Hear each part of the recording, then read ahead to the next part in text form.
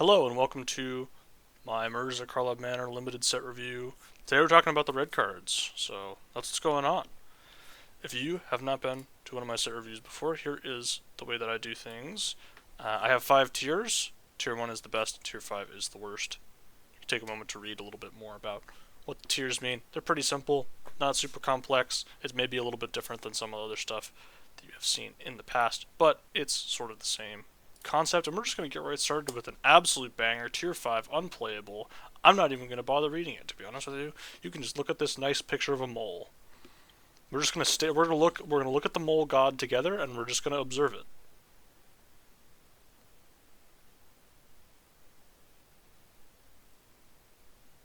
Okay. Did you enjoy observing the mole god? On to the real cards. Bulrak Clan Basher, 4 red for a 3/2 double strike. Trample with Disguise for 3 red. Yeah, so this is an interesting one right off the bat. So two toughness is a low amount of toughness, but 3 power on a double striker, it's big. So we've got some conflicting issues here, and that's why I've sort of thrown it in my hands up and been like, tier 3, whatever, who cares? You know, this is not a premium card, right? This is an expensive card. You probably don't need to play too many of these type of cards in your deck. I don't think you're going to be taking this early, but you can play it. It's going to be fine. It's going to be playable. It may get overdrafted due to its rarity, but I mean, it is also big, right? On turn 5, you flip this over, you hit for 6. It's a big game, right? So, be advised. Case of the Burning Masks, 1 red for a case. When it enters the battlefield, it deals 3 damage to target creature an opponent controls, and to solve this, 3 or more sources you control dealt damage this turn, and when it is solved, sacrifice this case, exile the top 3 cards of your library. Choose one of them, you may play that card this turn. So you can sacrifice the case whenever you want. You're just allowed to do that. You don't have to do it like immediately.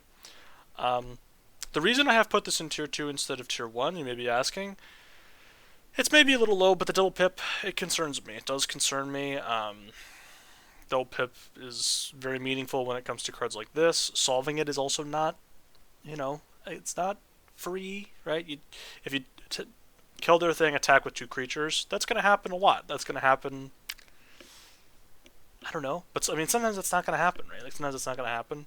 But yeah, obviously this card's really good. It's obviously a really good card. I'm not saying it's not really good. I just have concerns about it being consistently like great all the time and like being castable, and there are issues. Also, only hits creatures. That is like a note. Like doesn't go face. Doesn't hit planeswalkers. There's only 1 planeswalker in the set, but just keep in mind it's not perfect. Case of the Crimson Pulse, 2 and a red for a case. When this case enters the battlefield, discard a card and then draw 2 cards. To solve, you have no cards in hand, and when it is solved at the beginning of your upkeep, discard your hand and then draw 2 cards. I don't really, yeah. So the thing about this card is, with these type of effects, they need to do something. They need to either impact the board and this technically impacts the board, right? Like, yes, you're going to get value in the late game, but 3 mana for, like, Tormenting Voice is just, that's so much mana. And then, like, you have to have no cards in hand, which is probably not that hard to do in red, but it comes up less often than maybe you'd think, and, like, you're just putting yourself so far behind for pure card draw, and, like, at the end of the day, what is this getting you? It's getting you Sift. It's getting you Sift at the end of the day. It's just a Sift for 3 mana. That's what it actually gets you if you like think about it. You know what I mean? I'm just not in love with that. So yeah, I think it's like not like unplayably bad, but I don't love it. Caught red-handed, 4 and a red for an instant spell, can't be countered. Gaining control of target creature until end of turn, and tap that creature, gains haste until end of turn, suspect it. So I've been thinking about this card. This card's you got to think about this one. This one, like, if you come to me today and you say, I know how good this card's gonna be, I'm gonna tell you, no, you don't. Like, cause how so it is an instant speed act of treason for 5 mana. That's like that by itself would be pretty good. That would be pretty good because you steal your opponent's thing, you can block their thing with their other thing, it prevents their attack and all that. So that would be excellent. It doesn't do that because it suspects the creature that you're stealing, which means that it attacks better when you steal it and attack, but it also can't block your opponent's things at instant speed. Like why is this an instant, I guess? I think would it be a better design card if it was a 4 mana sorcery that's suspected? Would the card be a better card? I think the answer is most likely yes. I think it would be a better card. Now, the mana value of these doesn't generally matter that much. It does matter, obviously, but kind of you're stealing it, and that's your turn. You're trying to win the game that turn. I have a tough time. I have a really tough time with this because it does make their thing and like can't block for the rest of the game. That's pretty good, but I think you should probably just play this as a sorcery mostly. That's kind of how I feel about it. Unless you're gonna die. Sometimes it's just gonna like the thing that this does do sometimes is like your opponent, like when you're racing and then your opponent's like, I've got lethal on board, and then you just steal their biggest thing when they're attacking, and it's just like an absolute blowout. It's an absolute disaster, and then they can't block on the crackback. So that does this does that too. So I don't know. It has some interesting applications, but I'm not enormously fond of it. Concealed weapon. 1 in a red for an equipment. Equipped creature gets +3/+0. It has disguise for 2 in a red, and when it is turned face up, attach it to a target creature you control, and it is equipped for 1. So this is a really interesting take on an equipment. It is it's a creature that turns into an equipment. And I've put it into tier 3, which is interesting. So 2 mana, +3/+0, equipped 2. Not great, although not horrible, not terrible. And you're probably going to disguise this more often than you're going to just play it. I think that's probably the better play pattern. And then sometimes your equipment just trade off. Like, you're not unhappy to just trade off. And sometimes you flip it and you blow out. It's not really. You're never getting a blowout. Is the thing. You get a trade up, and then you get leftover with an equipment, and that's okay. That's pretty okay. I don't think it's great. I don't think it's like terrible. Let's put it into tier 3. Acting the dots. 1 in a red for an enchantment. When a creature you control attacks, exile the top card of your library face down. And then you may pay 1 in a red, discard your hand, and sacrifice this, and put all cards exiled with connecting dots into their owner's hands. So this is like a Beaumont Courier, except you don't get a 1/1 haster. Not interested. Yes, it works on every creature. Okay, wait, okay, now hold on. See, I'm getting baited again. Like, cards that are like this, where it's like, well, you have to have a board state to draw cards. It's like, really? Like, I'm gonna pay 2 mana to do actually nothing, and then I have to discard my hand. It doesn't draw the cards immediately. I'm leaving it in tier 5. I'm not moving it up. I'm not entertaining this card. I'm not letting this card tempt me into thinking it's good until after it comes out, and then it's actually one of the best red cards somehow. It's happened before. It's happened. I've been dumb before. So could happen again. These type of cards. It's just they usually don't get there for me. Convenient target.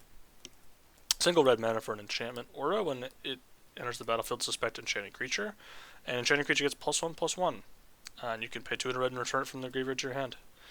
This card is really cool, and I really like it, and I love the design, and yada yada yada. Limited player rants about good card designs for 5 minutes. Yeah, it's a repeatable suspect thing. It can target your opponent's creatures. It can target your creatures. It's 1 mana. It is an enchantment. It does so many things. I'm really happy about it. I think it's really good. I think it's insane. Obviously, like, you do need to have a good curve to play this card. You need to have a good curve. But whatever. It's still good. Cornered Crook. 4 in a red for 5/4. When it enters the battlefield, you may sacrifice an artifact. When you do, it deals 3 damage to any target. Going straight into tier 1, baby. 5 mana, 5/4. Not horrible. Already not horrible stat-wise. And then you can sacrifice a thing and deal 3 damage. That's what I like. That is what I like. It does have to be an artifact specifically, but you're gonna have enough artifacts, I think, in red that it should be not a problem. Just do note that you're gonna need them, but like, it shouldn't be too hard to enable that. I think this is gonna be pretty easy to enable, and when you enable it, it's just an absolute bust. So yeah.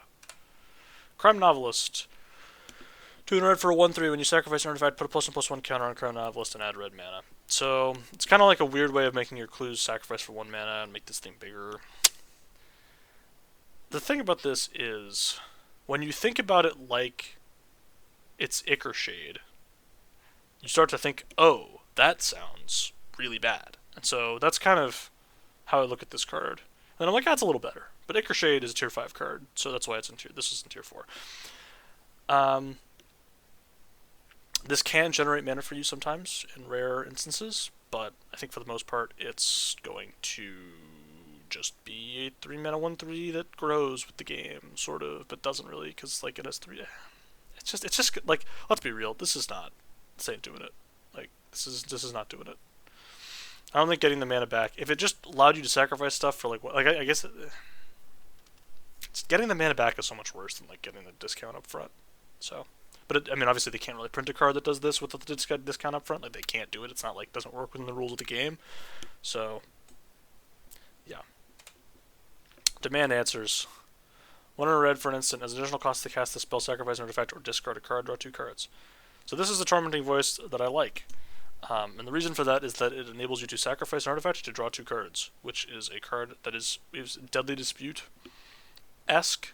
Now, it's not as good as Deadly Dispute, because Deadly Dispute enables you to also make a treasure, which this does not do. But still think it's a fine card. Still think it's totally fine, and it's an instant, so I like it. It's there is instant sorcery, light sub-theming going on in the set, so I don't hate it. Expedited Inheritance, red for an enchantment. When a creature is dealt damage, its controller may exile that many cards from the top of their library. Then they may play those cards until the end of their next turn. Not super exciting, to be honest with you. Like, it just, this benefits your opponent as much as it benefits you, and you're paying a card and 2 red mana. Expose the Culprit. 1 and a red for an instant. Choose one or both. Turn target face down creature face up. Or exile any number of face up creatures you control with disguise in a face down pile, then shuffle that pile, then cloak them. Sure. Like, you can't. I don't know. I don't really get this card. I'm gonna be honest with you. I don't really get this card. Like, I don't understand it. It's just like they designed it for the sake of designing it, and then it exists. So I don't love it. I don't know. It'd be funny if you turned your opponent's thing face up. I don't know. It'd be kind of a funny thing to do. But like, obviously, it would cost mana. Dude? I'm over it. I don't want to talk about this card. Felonious Rage. Single red mana for an instant. Target creature you control gets +2/+0 and gains haste until end of turn. When this creature dies, create a 2/2 white and blue detective creature token. I really like this. Getting haste is like, it's not bad. That's not bad. It's really not. Now, most of the time, you're not going to be giving it haste, but sometimes, like on turn, 4, you disguise your guy, give it haste. Nah, then you're not gonna. The haste part really needs to be like late in the game when you need a finisher, but sometimes it's gonna be applicable. It's not gonna be very often, but like a lot of times you're just gonna be like, yep, I'll trade up with your thing, and I will make a 2/2, and I'm gonna be really happy. So I really like this. It's really solid. Frantic Scapegoat. Single red mana for 1/1 haste. When it enters the battlefield, suspect it. And whenever one or more creatures you control enter the battlefield under your control, if it's suspected, you may suspect one of those other creatures. If you do, it's not suspected anymore.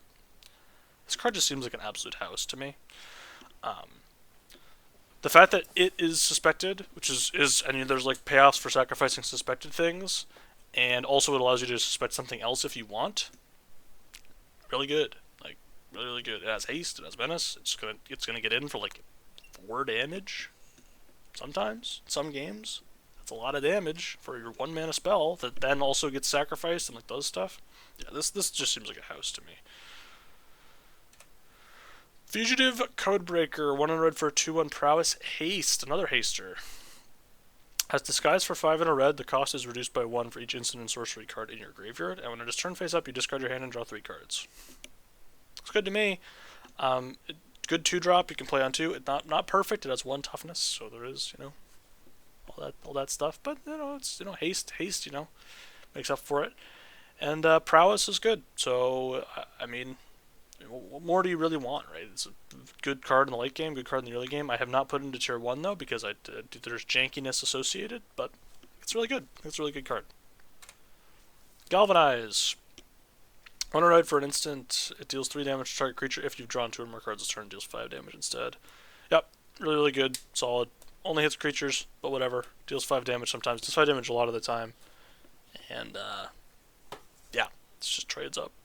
And the one issue I have with it, obviously, is that it doesn't deal well with the disguised stuff, but we live and we breathe. We live and we breathe, and that's okay. You know what I mean? Gearbane Orangutan. 2 in a red for a 2/2 with reach. When it enters the battlefield, choose one, destroy up to one target artifact, or sacrifice an artifact. If you do, put 2+1/+1 counters on Gearbane Orangutan. Pretty good. I put this in tier 2. I'm believing in it. Maybe I should move it down to tier 3, to be honest. You really needed a lot of fodder for this, but sometimes your opponent's just going to play, like, I would say that the number of games in which there's like a clue token on the battlefield by turn 3, it's going to be pretty high. So whether you have a clue or your opponent has a clue, this card's going to be good. It's good in both scenarios. You make a 4 mana 4/4 reach, really good. Or 2 mana 3 mana 2/2 reach, destroy your opponent's like clue, pretty good. It's not as good, but it's pretty good. So yeah, like it quite a bit. Goblin Mask Maker. Single red mana for a 1/2. When it attacks, face down spells you cast this turn cost 1 less to cast. If you're ever on the draw, this card is horrifically bad. This card is it suffers from the problem of if you play it on turn 1, it can be a good card, and I won't deny that. If you don't draw it on turn 1, it's kind of just a nightmare. It has no types. It's not an artifact. It doesn't make an artifact. If this were like an artifact creature, I'd be like, interesting, because you do need to sacrifice artifacts, and this kind of helps you on both ends. But I'm just not super excited, really and truly. Harried Dronesmith. 3 in a red for 2/3 at the beginning of combat on your turn. Create a 1/1 colorless Thopter artifact creature token with flying, gains haste until end of turn, and sacrifice it at the beginning of your next end step. So this is tough, right? So it's a 4 mana 2/3 that makes a 1/1 with flying. The flying has haste, 2 bodies for 4 mana, kind of. It's repeatable sack outlets for 4 mana, which I think is actually like the part that really is nice. And I don't know. I think for that reason it's going to be fine. It is a 4 mana 2/3. 4 mana 2/3, very, very bad. Very, very bad. Horrible. You do not want to play a 4 mana 2/3 in your deck. But, I think this is... I think more often than not, this is going to be, the format should be a little slower than, we've seen recently. They have not... Again, we've seen this in the lack of 2 mana 3/1s. We've seen this in, there's just a lot of understated creatures. So there's disguise that slows stuff down. I think this could be pretty good, and getting the artifact, having the enabling all your artifact sack stuff is just really important. So I think this is going to be pretty good. Incinerator of the Guilty. 4 red for a 6/6 flying trample. When it deals damage to a player, you may collect evidence X. When you do, it deals X damage to each creature and each planeswalker that player controls. Yeah, so this is just your opponent has to kill it or they lose the game. Because they can't ever play creatures. If they don't kill this, they just can't ever play a creature onto the battlefield, or it just dies to this thing just killing it every time it attacks. So, yeah, I mean, this thing is just a nightmare. It's enormous. It's huge. Yeah. Innocent Bystander. 100 for 2/1 when it is dealt 3 or more damage. Investigate. If this just said when it dies, investigate, it would still be bad, but it wouldn't be as bad. It doesn't say that, so I'm not. Look at this guy's haircut, by the way. You see this guy's haircut on the right there? Man, that's the part of the card that I'm most interested in, is what's going on there. I don't know what the deal is there. Knife. Single red mana for a clue equipment as long as it's your turn. Equipped creature gets +1/+0 and has first strike. Sacrifice knife, draw a card, and you can equip for 2. Yeah, no, this card is terrible, and I hate it. I just hate it. I just hate this card. Why? Why is it so bad? Why does it have to be bad instead of good? I don't get it. It's like, why couldn't they? Why is it really that bad? Let's go. Why can't it just have first strike? I don't understand. I don't get it. Wizards of the Coast wants people to attack. Yes, I know. That's why they did the, I don't know, whatever. But, jeez, dude, it just makes this equipment so much worse for no reason. Krenko's Buzz Crusher. 2 red for a 4/4 flying trample. When it enters the battlefield, for each player, destroy up to 1 non-basic land that player controls. For each land destroyed this way, its controller may search their library for a basic land card and put it on the battlefield tapped and then shuffle. So it's basically just a 4-mana 4/4 flying trample. That's a tier 2 card. We move on. It's fine. Like, not going to win you the game by itself generally, but it's big. It's keyword large, and it's large and it's in charge. It's gonna be on the battlefield. It's gonna be attacking. It's still pipped. That's how it goes. Krenko, Baron of 10 Street. 2 and a red for a 3/3 haste. You can tap it to send sacrifice an artifact, put a +1/+1 counter on each goblin you control. Whenever an artifact is put into a graveyard from play, you may pay a single red mana. If you do, create a 1/1 red goblin creature token. It gains haste until end of turn. Yeah, it's just a house. Like, this card just seems like a house. It enables itself in like multiple ways. It has haste, so you can just on turn 3, this thing is going to be the biggest thing on the battlefield, as I've mentioned. Not a lot of 3/1s. You're attacking into 2/2s. It's just going to get a free attack in. Your opponent kind of has to kill it. If they don't kill it, next turn you're going to probably have artifacts that you can sacrifice, or that pay red and then make goblins, and it's like whatever. It just seems really, really solid. It just seems really, seems really solid to me. Lamplight Phoenix, similarly, 1 red for a 3/3 flying. That's big. When it dies, you may exile it and collect evidence 4. If you do, return it to the battlefield tapped. I mean, what do you want me to say, right? Like, this is really hard to kill. Your opponent can kill it in the early game, but unlike, you're just collect evidence 4 is not that much. It's really not. So if your opponent doesn't kill this immediately, it's going to take over the game. And then if you draw it in the late game, it's like, well, I'm never killing that. It's a 3-mana 3/2 flyer. So, yeah, it's just really good. Really hard to deal with. Offender at Large. 4 and a red for 5/4 with disguise for 4 and a red. When it enters the battlefield or is turned face up to one target creature gets +2/+0 until end of turn. I like it. I really don't hate it. 5-drop does have an ETB. It impacts the board, gives you a good attack. The turn that it comes down, you can disguise it. I don't think you're going to really want to do that because it's pretty low value on a disguise. It basically does the same thing, but it is, it does have haste, right? When you do that, pseudo haste. That's sort of, it works as a little bit of a combat trick, kinda, in that way. But yeah, I think this is fine. I don't think it's great, but I think it's fine. You're going to play it in your red decks, and you're going to be somewhat happy about it, but not super excited. Person of Interest. 3 red for a 2/2, and it enters the battlefield suspected. You create a 2/2 white and blue detective creature token. So it's a 2/2 menace, can't block, and you make a 2/2 that is also there, and it is suspected, and it does all the set mechanics. Seems pretty solid. Nothing super special, but not bad either. And that's kind of how I feel about it. I really don't have a lot to say about this guy in particular. I think it's like totally fine, but two permanents is good.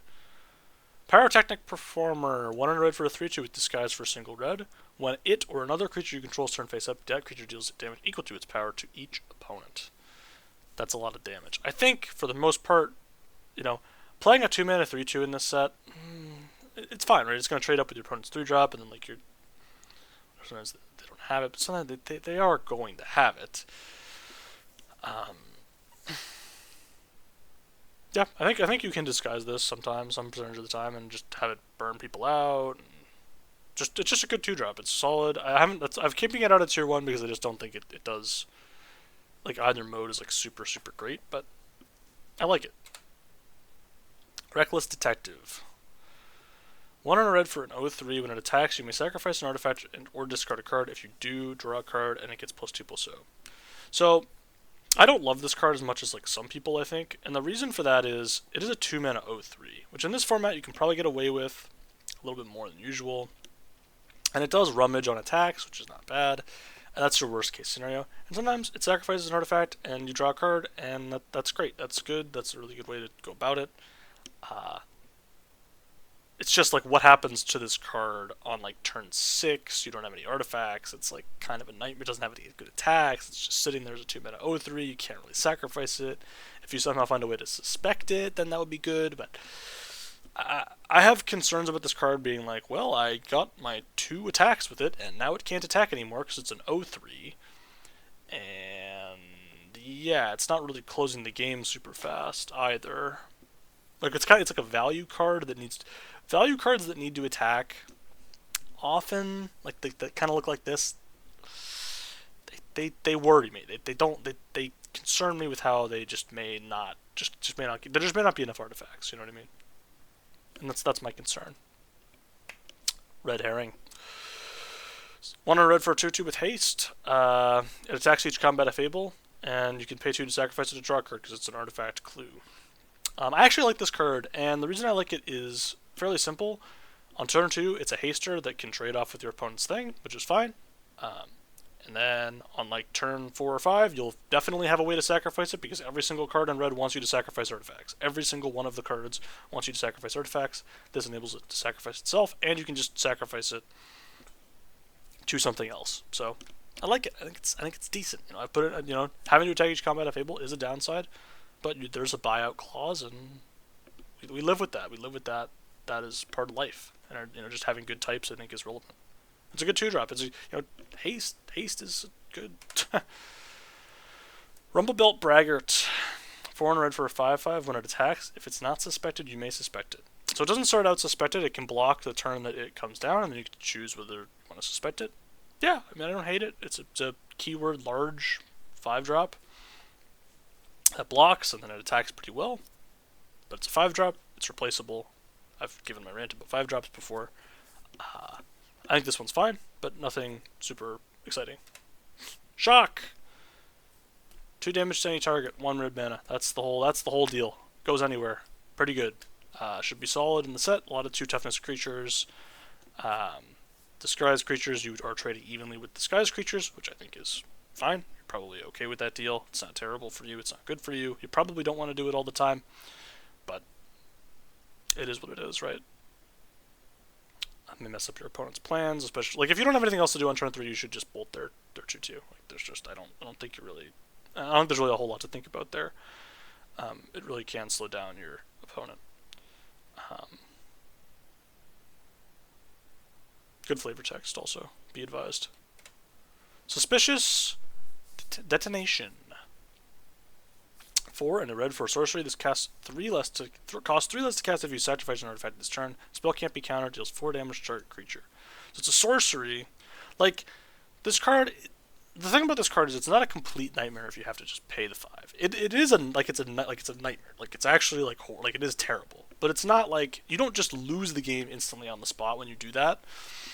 And sometimes you're gonna have to. Sometimes you're just gonna have to pay the whole full price here. Can't be countered. Nice. It's nice. It's nice to have that. It only costs 2 mana when you sacrifice something. 2 mana, deal 4 is excellent. You just got to make sure you enable it. And this should be enableable. I think you're going to be able to play. I think you're going to be able to get these somewhat late maybe, and then sort of draft. Like this whole red, basically red is just all in. You need good, cheap artifact sack outlets in red. You need them. And this is sort of more proof of that. There's tons of like payoffs for doing that. You just need the enablers. You need artifact generators, and you need cheap artifact sack outlets, and red needs that. So this is just sort of more proof of that being the case. Chase is on. 2 and a red for an instant. Target creature gets +3/+0 and gains first strike until end of turn. Investigate. I have put this very high for a 3 mana combat trick. Normally a 3 mana combat trick would be in tier 5. Investigating is really, really good, though. Making an artifact, really important in red, as we just mentioned. It's a sack outlet too, so it's all of these things that red kind of wants. It is 3 mana, but it is, you're going to trade up with your opponent's thing. Is it necessarily going to be the thing that you want? Probably not. So yeah, it is kind of taking a turn. You're kind of taking a turn off. Can you probably take a little bit more of a turn off in this format? Yeah, you probably can take a little bit more turn off in this format than you normally would be able to. So I've put it into tier 3. I'm giving it a lot of credit. You don't need to take it early. But I put it into tier 3 because I think it's going to actually perform somewhat well. Torch the Witness. X and a red for sorcery. Deals twice X damage to target creature. Excess damage was dealt to that creature this way. Investigate. Wow. What a house. So when I first read this card, I thought that it only dealt X damage, and I was like, terrible, garbage, horrible. But then I read it again, and I was like, oh, I can actually read now. And then it clicked with my brain, and I was like, ah, yes, no, this is actually twice as good as I thought it was. And yeah, so investigating on your removal spell is excellent. And this being a sorcery, yeah, it sucks. Whatever, who cares? Like the X to deal X spells. Generally, you want to be playing at sorcery speed either way.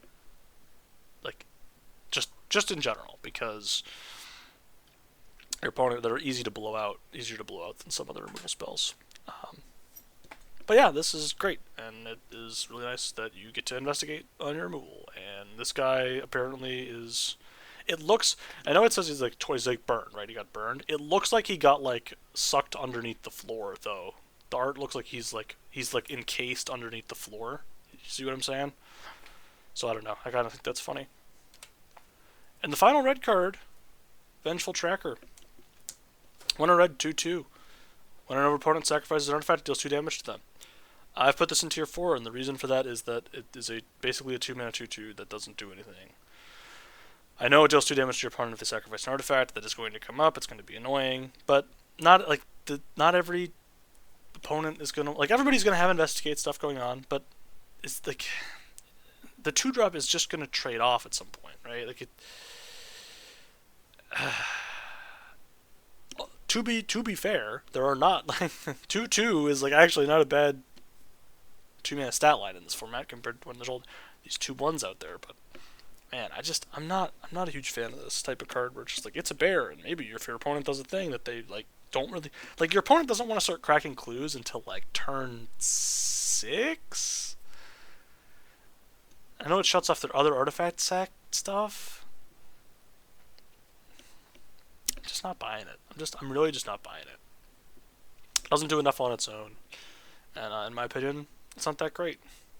All right, that's it. That's my take. That's all. That's my takes on Red. I hope that you enjoyed it. I hope there was some entertainment created on this day, this lovely day of reviewing cards for a set that I haven't played, and I will be wrong about. So, if you did, I'll see you next time.